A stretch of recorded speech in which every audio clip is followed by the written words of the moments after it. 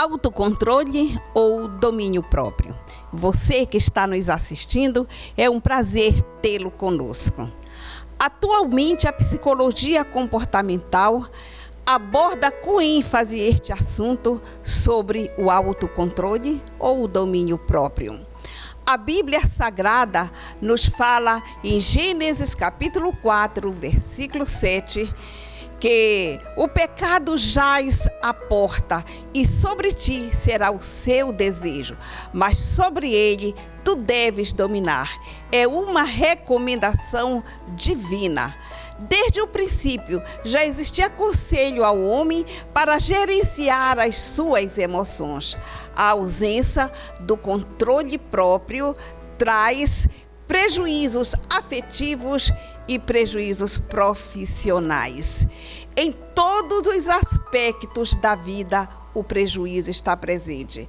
E se porventura você não está conseguindo, busque ajuda profissional e ajuda cristã.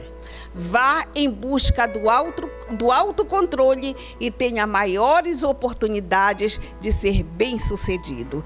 Tempo de semear está no ar. O programa está uma bênção com a cantora Nayara Santos, lá da cidade de Santa Maria. Não perca. Também a cantora Jaqueline Silva. E ministrando a palavra, o nosso querido diácono e semeador conosco, irmão Ireudo Freitas. E na entrevista, no bate-papo aqui, o nosso querido pastor João Batista Ferreira, com o nosso colaborador, o irmão Icles Marques. Fique ligado, você tem muitas bênçãos neste programa.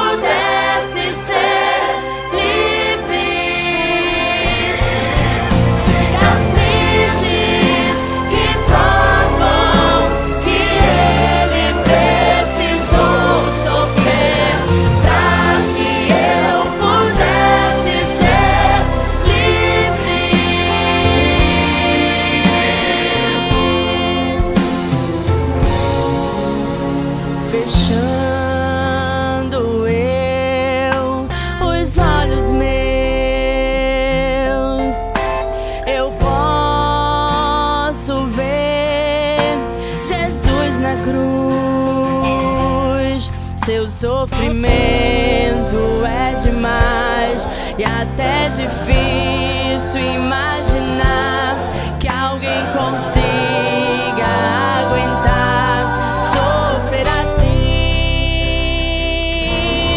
Prego nas mãos, prego nos pés. Jesus está sofrendo.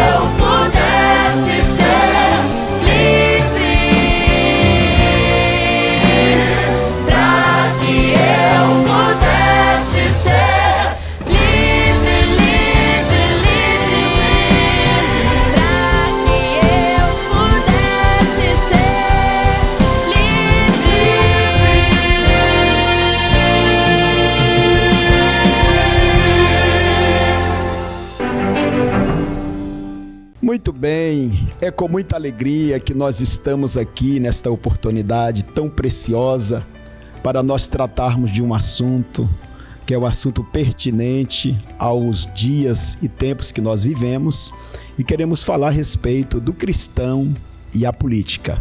E nós estamos aqui para ser entrevistado o nosso querido irmão, amigo, nosso irmão Iclis Marques. E é um prazer, irmão Iclis, tê-lo aqui conosco no programa Tempo de Semear. Seja bem-vindo. Pastor, um prazer meu, é uma grande satisfação. Eu me sinto muito feliz de estar ao seu lado aqui para a gente poder contribuir naquilo que para aquilo que nós fomos chamados da parte de Deus. Muito obrigado. Muito bem, irmão Iclis. Nós estamos no período de eleição, onde existe aí uma camada de candidatos, né, que estão pleiteando um cargo público como prefeito, vice-prefeito, vereador. E eu pergunto ao irmão, né, ao irmão Iclis, quantos candidatos mesmo estão pleiteando para concorrer à prefeitura dos seus municípios, tanto como prefeito como vereador? Pastor, a nível Brasil, são mais de 400 mil candidatos que estão aí pleiteando tanto a prefeitura, o poder executivo, também como o poder legislativo. Mas falando de Castanhal, Castanhal hoje tem são 311 candidatos, né, a vereadores e 5 candidatos a prefeito do município que estão aí, né, concorrendo, né, à prefeitura de Castanhal, e 311 vereadores que estão concorrendo ao Poder Legislativo de Castanhal, a Câmara Municipal. Muito bem. Olha, existe um dágio, pelo menos há alguns anos e décadas passadas, existia um dágio da seguinte forma, que política e religião não se discute. E durante muitos anos, esse pensamento permeou na sociedade brasileira. E o que o senhor diz a respeito do cristão dentro, hoje, falar sobre política, discutir sobre política, porque nós estamos aqui falando a respeito do assunto, mas de uma forma imparcial, não é? Sim, sim. Sem falar o de A ou de B, mas de uma forma assim, imparcial. O que o senhor tem a dizer a respeito do cristão hoje, tratando a respeito da política? Pastor, eu acredito que é um ditado popular muito errado. Sim. Eu falo com muita certeza, com muita convicção, que todos nós fazemos política. Sim. No nosso dia a dia, nós fazemos a política da boa convivência e da boa vizinhança. Porém, a política e a religião são inseparáveis. Eles andam juntos, né? A política e a religião. Porém, o que existe hoje são as pessoas que estão estigmatizando a questão da política. O que não se pode aceitar é a politicalha. Sim. Então, existem pessoas que são profissionais, que estão aí praticando esta politicalha, mas a política em si, ela é saudável. Então, nós devemos todos os dias, e nós praticamos essa questão da política, né? Agora, convém dizer que a igreja, a noiva do Senhor, a noiva, ela não pode ser interferida pelo mundo. A igreja, ela existe para influenciar o mundo. Sim. Este é o papel da igreja. E nós, como cristãos, nós temos o papel de influenciar o mundo, né? Correto. Porque nós somos pregadores do evangelho. Então, a política e a religião, elas andam juntas. Muito bem, irmão Iclis, ouvindo o irmão falando sobre o assunto, a questão da política e a religião, que elas andam, né, de uma forma paralela. E quando nós olhamos à luz da Bíblia, desde o princípio, lá do livro do Gênesis, nós vemos José no Egito, que ele foi aclamado, foi instituído como governador, e através de José, toda a sua família e os filhos de Israel foram salvos daquela fome. E em outros textos da Bíblia, né, nós temos algumas referências, por exemplo, Daniel, não é? Foi instituído como governador, está lá em Daniel capítulo 2, versículo 40 em diante, fala que Daniel foi instituído como governador, e tantos outros exemplos que nós temos na Bíblia. Tem outro exemplo também, por exemplo, no sepultamento de Jesus, quando Jesus foi, depois da crucificação, né, foi um homem político, influente, rico, a Bíblia chama lá em João capítulo 19, que foi José de Arimateia. Perfeito. E ele era um homem influente dentro do sinédrio, dentro do campo político, e foi através deste homem que o corpo de Jesus foi enrolado em lençóis limpos e colocado no sepulcro novo, né? Então veja que não tem como separar, não é, querido? Não tem como separar, não é? Não tem, pastor, porque se a gente for ver também, o Senhor, ele escolhe. Se a gente for ver também, Jesus falou assim, olha, o meu reino não é deste mundo. Porém, se nós formos olhar à luz da Bíblia, a Bíblia não proíbe o cristão ele participar da questão da política. Sim. Né? Por exemplo, na Constituição Federal de 1988, vai dizer que todo o poder ele emana do povo. Sim. Né? Para escolher os seus representantes que irão lhe representar. Então, a pergunta assim que a gente faz, que a gente deixa uma pergunta no ar, aqueles que não querem participar de política, da política, eles estão dando oportunidade para aqueles que querem fazer o mal, para eles serem governados. Sim. Porque tudo é movido pela política, pela boa relação, né? pela boa convivência, né? Pelo bom debate. Então a política ela é necessária, imprescindível no meio, né? No meio da sociedade e no meio das pessoas, até da igreja, né? Vamos dizer assim, né? Então Deus ele levanta pessoas assim que é para fazer diferença. Pois é.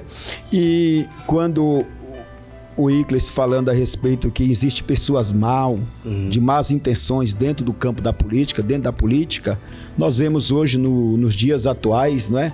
Quantas leis se fazem, se criam, não é? Que elas vêm de encontro os princípios da palavra de Deus, não é? Como, por exemplo, a legalização das drogas, a legalização do aborto, né? E a eutanásia e tantas outras que a Bíblia ela nos dá o norte, não é? Que todas estas coisas contraria, né, a vontade de Deus. Então, veja a importância, né? Então, assim como existe pessoas, né, de más intencionadas dentro da política, mas existe os bons, né? Os bons intencionados, as pessoas de boa índole, não é verdade? E isso existe, não é isso? Existe, pastor, e a gente tem que saber escolher os nossos representantes. Né, aqueles que irão nos representar. Sim. Porque são as leis que, quando elas são aprovadas e sancionadas pelo prefeito, pelo presidente, certamente ela vai nos atingir, né? Tem leis boas que irão favorecer, mas tem leis ruins que vão sacrificar a sociedade. Então daí da importância da gente saber escolher bem os nossos representantes, saber da onde ele veio, qual é o propósito dele, se ele teve algum passado, tipo assim, que foi manchado, se foi envolvido em corrupção, algo do tipo. Por quê? Porque no momento que a gente deposita o nosso voto, porque a gente está confiando, porque o nosso voto, a gente está acreditando naquela pessoa. Então, quando a gente vota ali, certamente a gente está dando assim, olha, eu estou te dando isso aqui, cuida bem disso aqui. Então é importante porque é só uma vez que a gente faz isso, de 4 em 4 anos. Sim. Então é importante a gente fazer esse mapeamento, né, dessa pessoa, desse representante, desse candidato, porque nós estamos em ano de eleições, né? Sim. Então é importante a gente saber escolher essas pessoas, porque, pastor, 4 anos é muito tempo. Sim. É muito tempo. Sim. Então, para a gente não vir sofrer ou sofrer consequências amargas que irão trazer prejuízo para nossas vidas ou para a sociedade. Muito bem. Então, a importância do cristão, ele participar da política com aquela fala que o irmão acabou de falar, sem fazer politicagem, ou seja, de uma forma ordeira, de uma forma consciente, não é? Escolher bem o candidato que vai apoiar e também analisar os princípios daquele candidato, se as suas legendas, os seus propósitos, né, coadunam, né, com os princípios da família, os princípios que nos ensina a palavra de Deus. Então é importante, então, o cristão estar inserido dentro desse campo da política. É muito importante, pastor. Sim.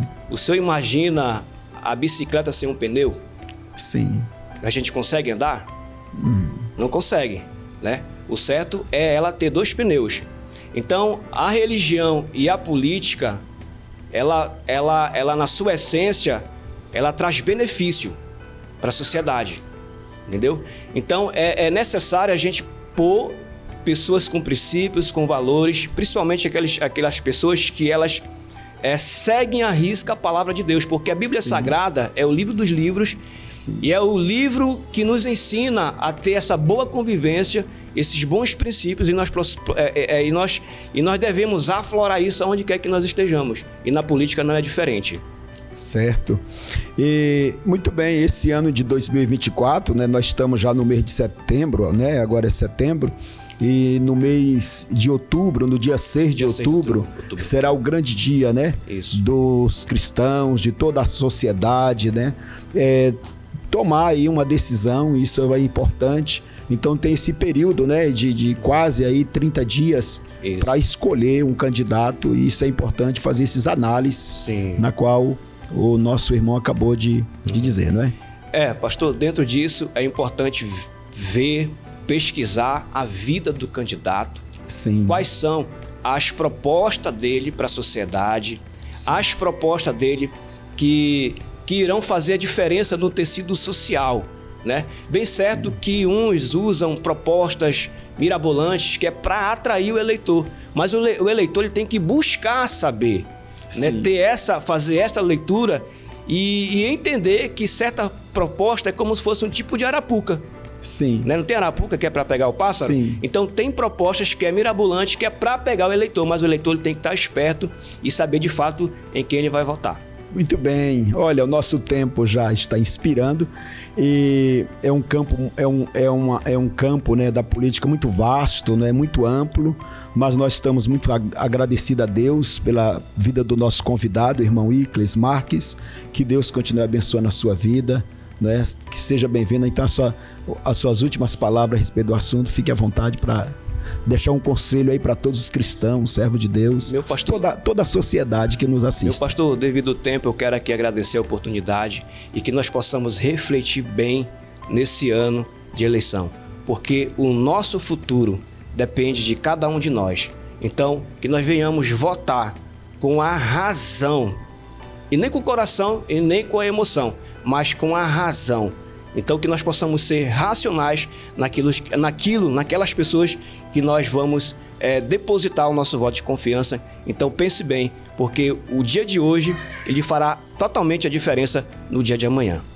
Muito bem, Deus abençoe a todos. Nós acabamos de entrevistar, de conversar com o nosso querido e amigo irmão Icles Marques. Que Deus abençoe vocês e continue assistindo o programa Tempo de Semear. Paz do Senhor, é uma alegria poder estar mais uma vez adentrando ao seu lar, levando uma palavra ao seu coração. Deus me deu uma meditação e eu quero compartilhar com você o que está baseado no livro de 1 Reis, capítulo de número 19. Encontramos no capítulo 19 um versículo que mostra a fragilidade de um grande homem de Deus, quando debaixo de muita perseguição, afronta, ele se esconde numa caverna. O versículo de número 9 diz: ali entrou numa caverna e passou ali a noite. E eis que a palavra do Senhor veio a ele e lhe disse: o que fazes aí, Elias? Ou, em outras traduções, diz: o que fazes aqui, Elias? Nós conhecemos a história do profeta Elias. Foi um moço que não tinha uma hierarquia, não era conhecido, até o momento em que Deus o encontra e chama para ele ser profeta. A história deste grande homem de Deus nós encontramos nos livros dos reis e vem a ser falada até mesmo no Novo Testamento. alguém simples que nos territórios de Tisbé encontra o chamado de Deus e abraça.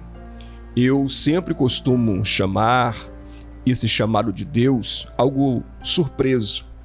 Como Deus encontra as coisas simples, assim como ele chamou João, Tiago, André, Pedro, pescadores, homens falhos, homens que tinham seus afazeres, sua simplicidade, assim como ele também encontrou Elias. Geralmente Deus, ele não precisa realmente de estrelas, de pessoas ditas famosas, com intuito ou com interesse de aparecer, de brilhar. No reino de Deus, o único que pode brilhar continua e sempre será o nosso Deus. Ele é o sol da justiça. Somos simplesmente vasos, escolhas que ele faz para o seu nome ser glorificado em nós. E Elias, ao ser chamado em uma época difícil, Deus chamou este homem em uma época difícil. Diz a história que após uns 120 anos de monarquia, veio o primeiro rei Saul, uns 40 anos reinando, depois veio Davi, mais 40, depois assume o reinado Salomão, com mais uns 40 anos, e foi uma monarquia de paz, com a divisão dos reinos, 10 tribos, passou a pertencer e ser conhecida como Reino do Norte, e as outras 2 tribos ficou conhecido como Reino do Sul. O que nos chama a atenção é que durante 209 anos, este Reino do Norte, ele durou, ele foi estabelecido na terra.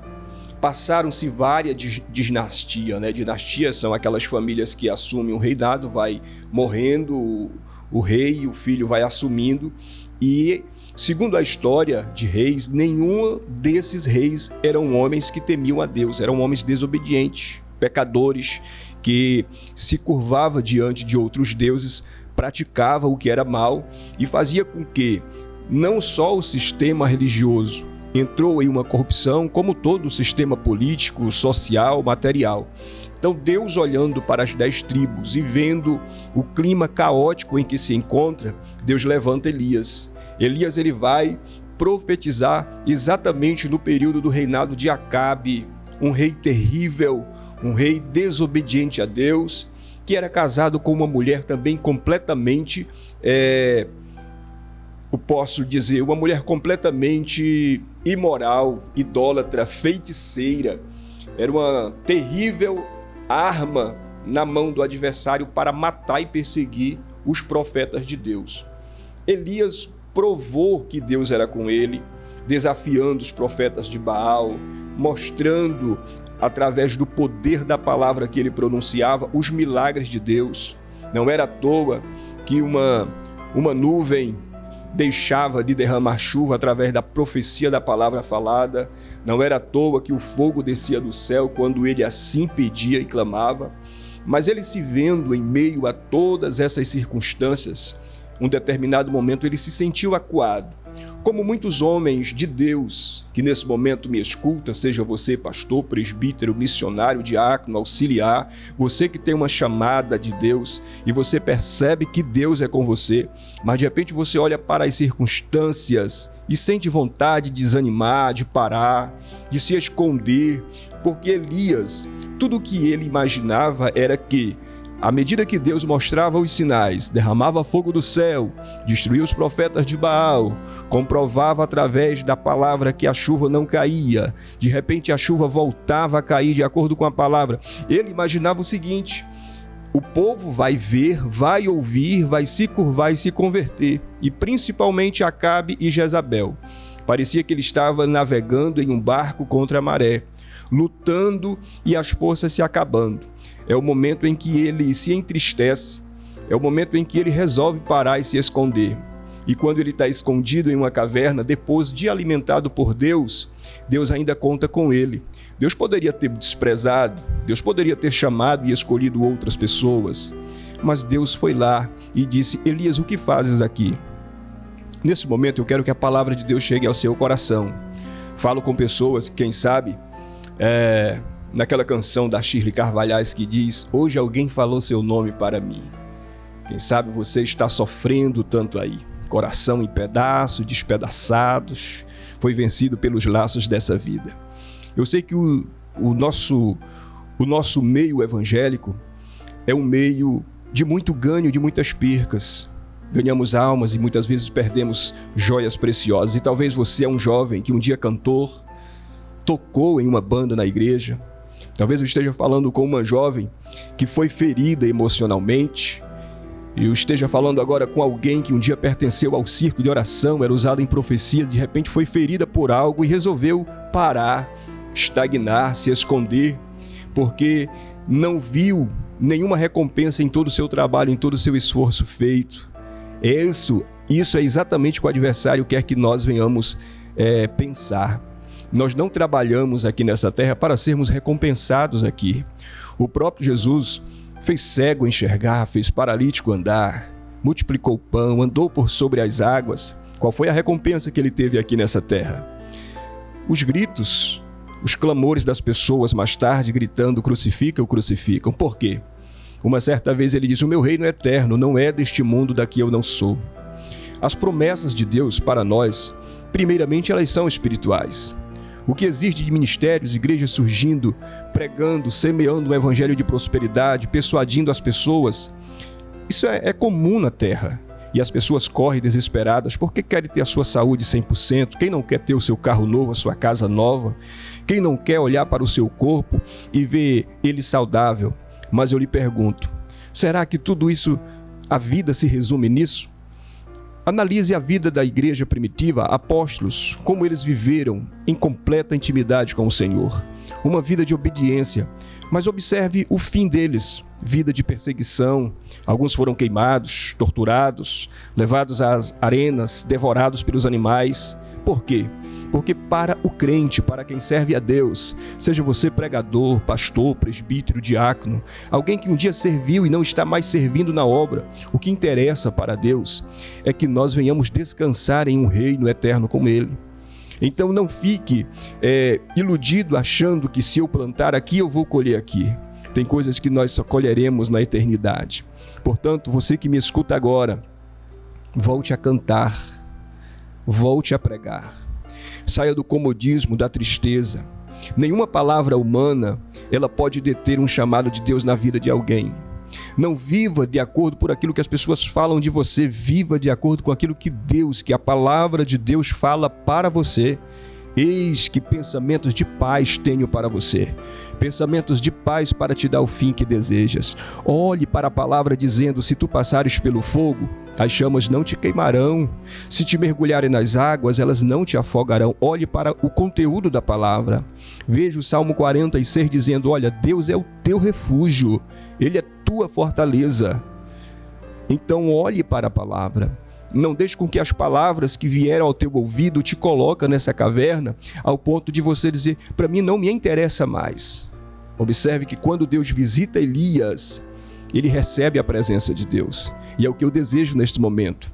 Para você que me escuta, onde você estiver agora, nos assistindo por intermédio de um aparelho, de TV ou de um celular, não importa. O que importa, eu quero que nesse momento o teu coração se abra e sinta a presença de Deus, o chamado do Espírito Santo, falando ao teu interior, dizendo: você é importante para a minha obra. Eu conto com você para esse chamado. E se disponha. Não há desculpa naquele grande dia. O nosso tempo é curto, passa voando. E se eu não pegar este tempo e não mergulhar e não gastar ele fazendo o que meu Deus quer, o adversário vai se gloriar na minha vida e eu vou acabar enaltecendo o adversário de minha alma. Mas eu e você não estamos na terra para fazer o gosto de Satanás. Volte a cantar, volte a sonhar, volte a pregar, volte a servir. Saia do seu comodismo, dessa caverna escura, dessa tristeza profunda. Saia deste quadrado escuro onde você está culpando tantos outros por estar nessa situação. Olhe para dentro de você e veja que há uma mão poderosa estendida nesse momento te dizendo: eu te tiro dessa situação, eu te arranco deste lugar e faço o meu nome ser glorificado na sua vida. É tão interessante que quando Elias ele sai daqui, Deus ele diz assim: olha, eu te dou uma ordem, você vai ungir o rei da Síria, você vai ungir ele, você vai ungir. E eu quero também que você, unja. É maravilhoso essa parte. Nós quisermos nós meditar mais. Então, a partir do momento que você ouve a palavra de Deus, o chamado de Deus, ele já te dá uma tarefa. Ele já confia em você uma responsabilidade. Imagine o Zaqueu naquele dia, naquela casa, recebendo Jesus, e Jesus dizendo: hoje a salvação veio nesta casa. E Zaqueu dizendo: Senhor, eu me prontifico a devolver o que eu roubei. O Senhor não mandou, não obrigou ele a fazer isso. Ele sentiu no coração. E eu sei que aí neste coração tem sentimentos, tem coisas boas. Muitas vezes o teu desejo é de abençoar a obra, doar cestas básicas para quem precisa. O teu desejo é de ajudar na construção dos templos, é de ajudar a socorrer os necessitados. Talvez o teu desejo é de sair proclamando esse evangelho, é de ajudar o teu departamento, a tua igreja. Então não deixe Satanás te colocar em uma caverna e te isolar de tudo e de todos. Nesse momento, que a presença de Deus te arranque e que a vitória em Cristo Jesus seja o teu alento e o teu sustento a partir de agora, no nome de Jesus. Pai, a minha oração é que a tua presença alcance esta vida, este homem e esta mulher, como chamado extraordinário, mas de repente se afastou um pouco, Senhor, das tarefas que o Senhor confiou. Que neste momento o Senhor fale a este coração dizendo: conto com você. O que fazes aí neste comodismo? O que fazes aí nesta caverna? O que fazes aí? Deus, traz para fora e faça o seu nome ser grande para a glória do teu nome. Amém.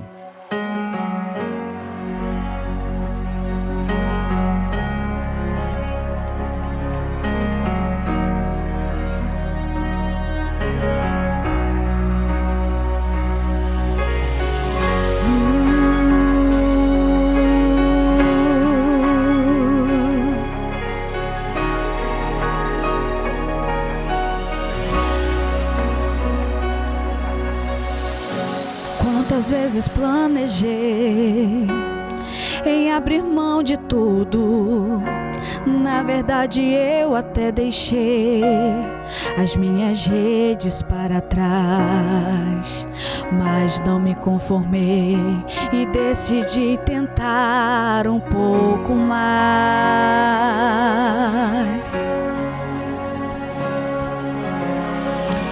Como alguém que já tentou todas as possibilidades, ainda não desanimou e nem deixou a fé morrer. Isso é um mistério que só o céu sabe responder. É que há um renovo a cada dia, uma misericórdia a cada manhã, que me encontra e me abraça. O segredo de eu não parar é a tua graça. E é por isso que eu ainda estou de pé, embora meu exterior esteja a se desgastar. Em meu interior estou sendo renovado dia após dia, dia após dia.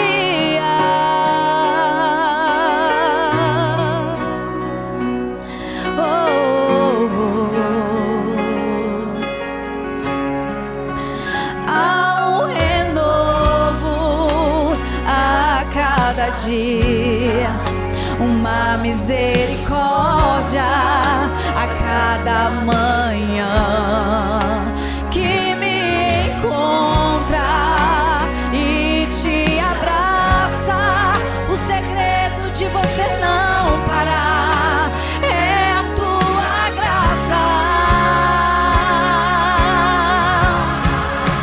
E é por isso que eu ainda estou de pé, embora meu exterior esteja a se desgastar.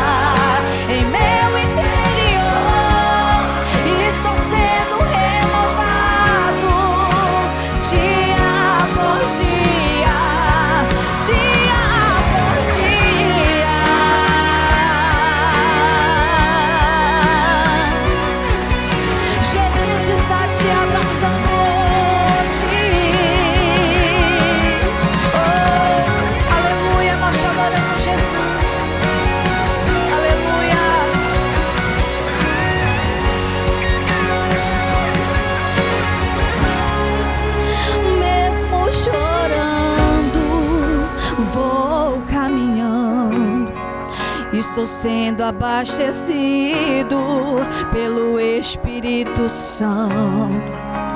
Mesmo chorando, vou caminhando. Estou sendo abastecido pelo Espírito Santo.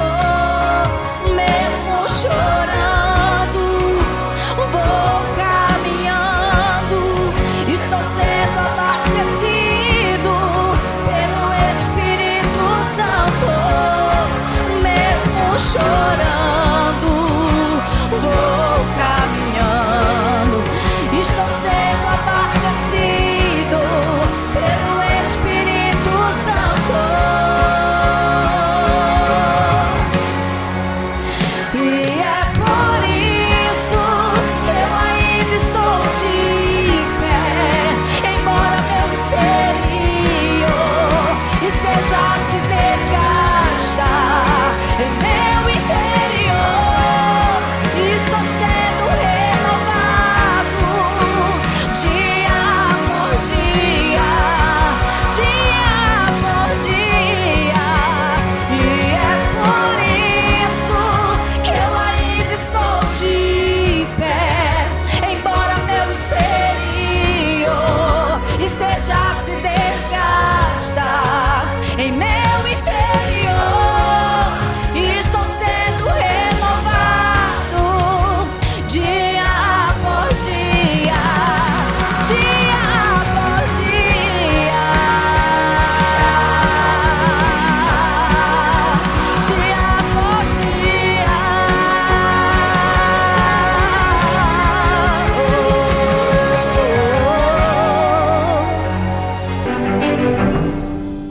Nosso agradecimento ao Senhor Deus, o nosso principal mantenedor, e a Assembleia de Deus na pessoa do pastor Olivar Barbalho. É uma assembleia gigantesca espalhada em toda esta Castanhal. Graças a Deus, graças também ao Jardim de Deus, irmã Laude, que tem sido um braço forte no tempo de semear. Nosso abraço à irmã Gisele e a todas as componentes deste departamento vitorioso. Polpas de Fruta Moura, pastor Enoque Moura. Isso, nós não vamos esquecer jamais do Rian, que está ao nosso lado com o Império Mídia. Top Lanches. É o melhor lanche de Castanhal, isso nós não vamos esquecer. Lembramos também da Sueli, lá no Amapá, colaborando com Tempo de Semear. Queremos agradecer a irmã Esperança, nossa colaboradora fiel, e Maria Gomes, desde sempre colaborando conosco. O pastor Cid Delso, é indispensável esse abraço, portanto receba nosso abraço, pastor. Nossa querida irmã Domingas, fiel companheira.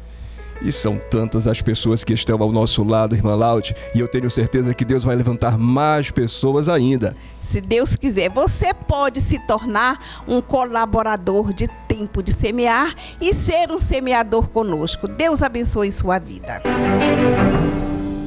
E atenção, querida Evilimar, nossa supervisora do Jardim de Deus, mulher guerreira e abençoada, nosso abraço de parabéns. Você é uma mulher determinada, o exemplo. Tempo de Semear te abraça com todo carinho.